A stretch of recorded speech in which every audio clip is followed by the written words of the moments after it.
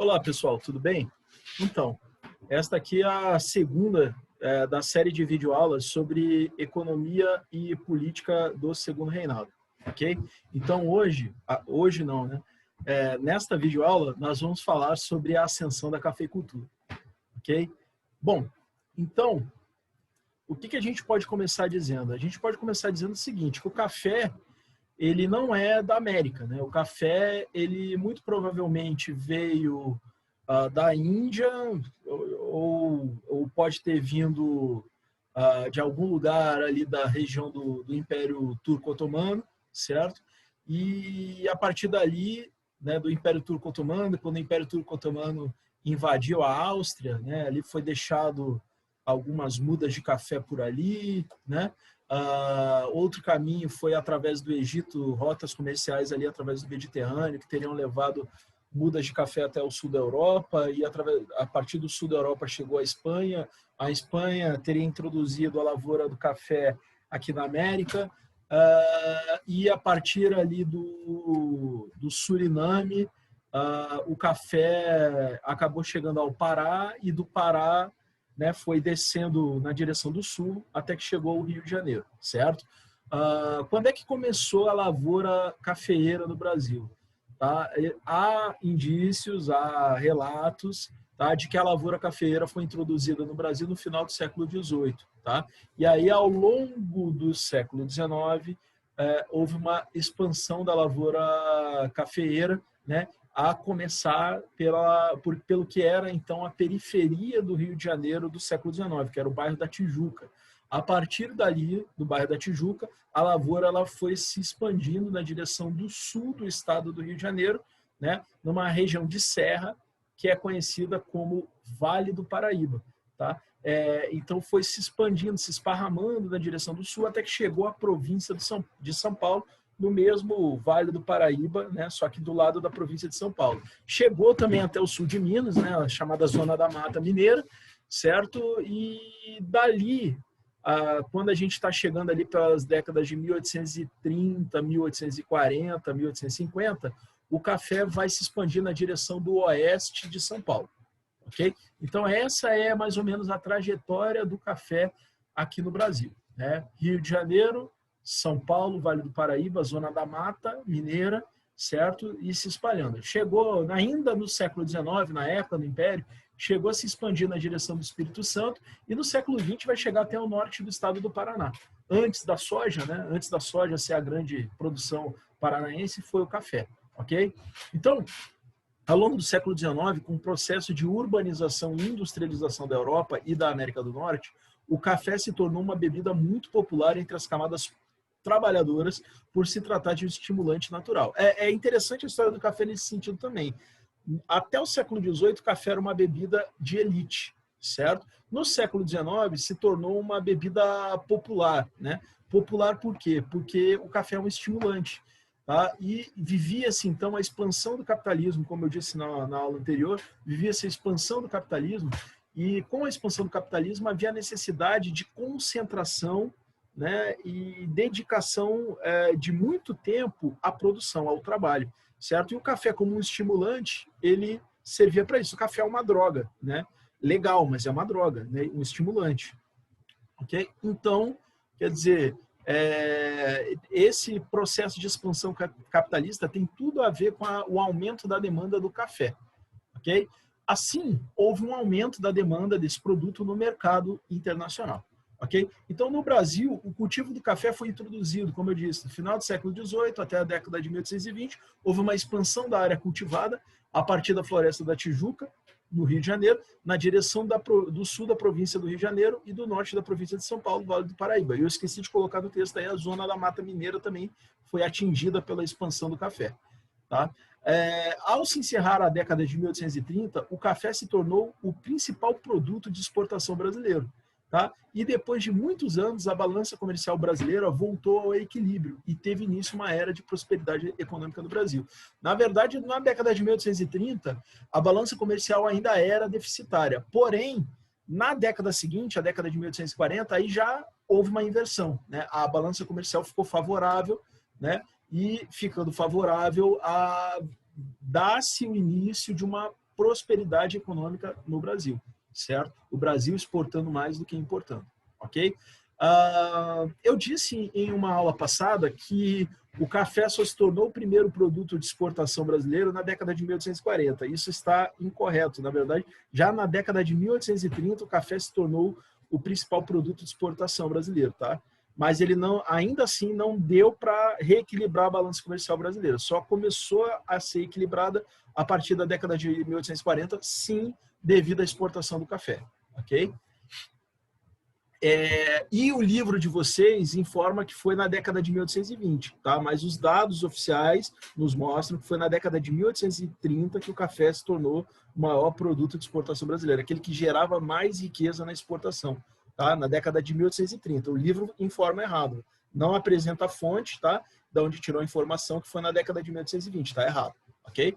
Seguindo. Então, na virada da década de 1840 para a década de 1850, o café alcançou o Oeste Paulista, tá? Ao longo do tempo em que ao mesmo tempo, perdão, em que começava a transição do uso da mão de obra escrava para a mão de obra livre. A gente vai ver nas aulas seguintes por que a partir da década de 1850 a mão de obra escrava foi sendo substituída pela mão de obra livre. A gente vai ver isso nas próximas aulas, mas tá? Fiquem com essa informação de que a expansão para o chamado Oeste Paulista, que eu já vou mostrar para vocês o que era, tá? Essa expansão da lavoura cafeeira pelo Oeste Paulista, ela se deu numa fase em que o Brasil estava na transição, iniciou um movimento de transição do trabalho escravo para o trabalho livre e assalariado, certo? Então, essa é uma informação importante, tá? Mão de obra assalariada essa que era majoritariamente vinda da imigração, ok? Imigração europeia, tá? Vamos lá. Então, o café se tornou o principal produto na pauta de exportações brasileiras, né? Como a gente pode ver, olha aí, os dados, né? Com base no livro ali, O Brasil Monárquico, Declínio e Queda do Império, do Sérgio Buarque de Holanda, né? Ali mostra que, ainda na década de 1820, o açúcar era o produto mais exportado, tá? Porém, aí você vai para a década de 1830, aí você já vê o café passando de longe o açúcar, mas né, quase o dobro do açúcar, né? E nas décadas seguintes, né, até o final do Império, mais da metade daquilo que o Brasil exporta, em termos de valor, tem a ver com café, certo? Então, quer dizer, o café salvou o Brasil de quebrar, a verdade é essa, tá? E o açúcar, né, que é um produto tradicional da era colonial, ele mantém na maior parte do tempo a segunda posição, mas ele está em declínio. A gente nota ali que o açúcar está em declínio. Quem é que produz açúcar? Basicamente é o Nordeste, né? Pernambuco e a região em torno de Pernambuco. Tá? Isso explica o declínio socioeconômico e político de Pernambuco e da Bahia também, né? Que era também grande produtor de açúcar. Okay? Então é interessante a gente observar isso. E o café que era produzido por onde? Por São Paulo. Detalhe, né? É bem interessante. A bandeira do Império ela foi criada quando o açúcar ainda era mais vendido do que o café. No entanto, é um ramo de café que está na bandeira do Império e não uma cana de açúcar. Né? Interessante, é café e tabaco. Tá? É interessante estar o café lá e não estar o açúcar, tá? Na bandeira do Império. Tá? O que é revelador do quê? Da influência do pessoal do centro-sul do Brasil, da atual região sudeste, sobre as decisões políticas da monarquia. Tá? É interessante observar por esse lado. E por que Pernambuco tentou tantas vezes se separar do Brasil? Né? Isso explica, isso ajuda a entender isso aí. Ok? Vamos seguir. Tá?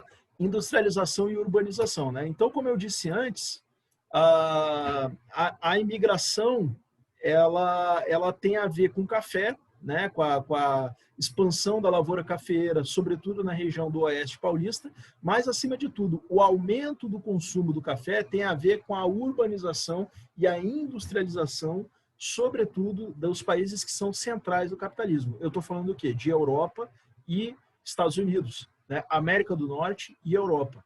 Ok? Então, eu estou falando disso aí, basicamente. São esses caras que vão consumir o nosso café, com exceção da Inglaterra. Na Inglaterra, o estimulante lá é o chá.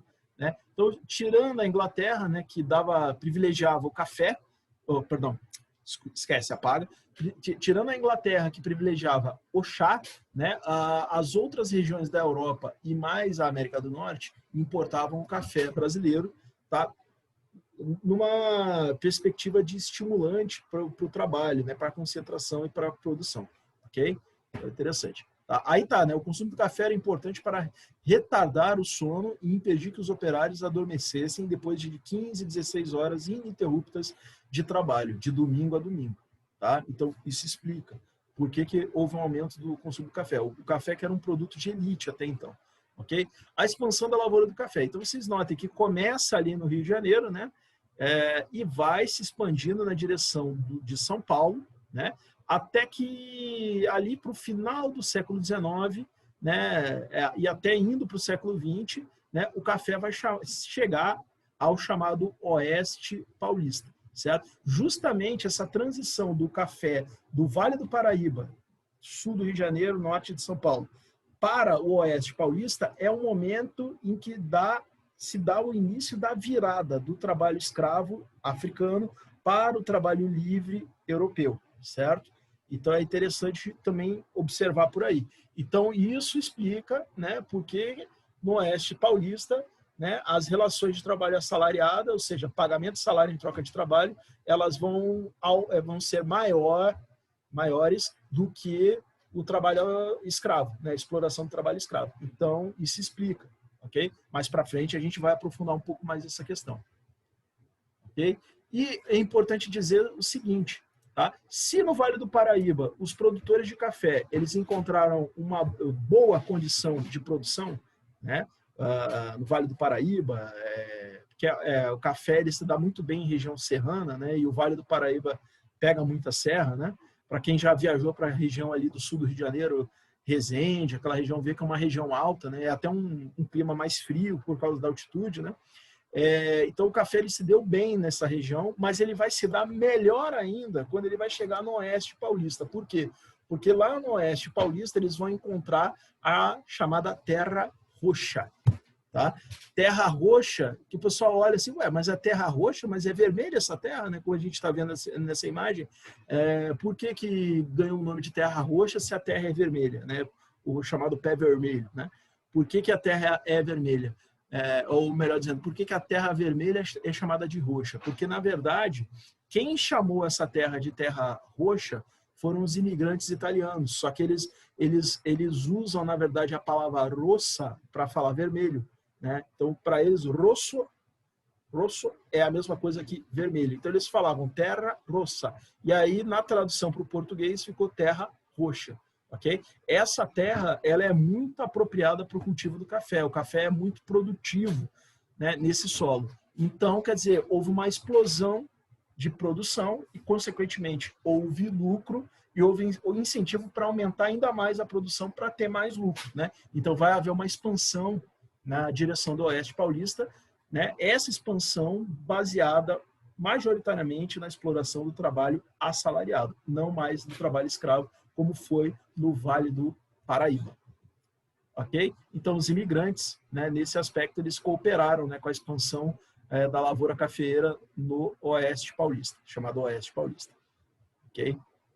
A introdução da lavoura cafeeira no Oeste Paulista se deu no momento em que a mão de obra escrava estava sendo substituída por mão de obra livre, né? No caso, a dos imigrantes. Ok? Bom, então, dito isso, nós vamos encerrando por aqui, tá? Esse assunto, o assunto é a expansão da lavoura cafeeira, tá? E na próxima aula, como vocês já viram ali o spoilerzinho, nós vamos falar sobre a tarifa Alves Branco, tá bom? Então, muito obrigado, até a próxima.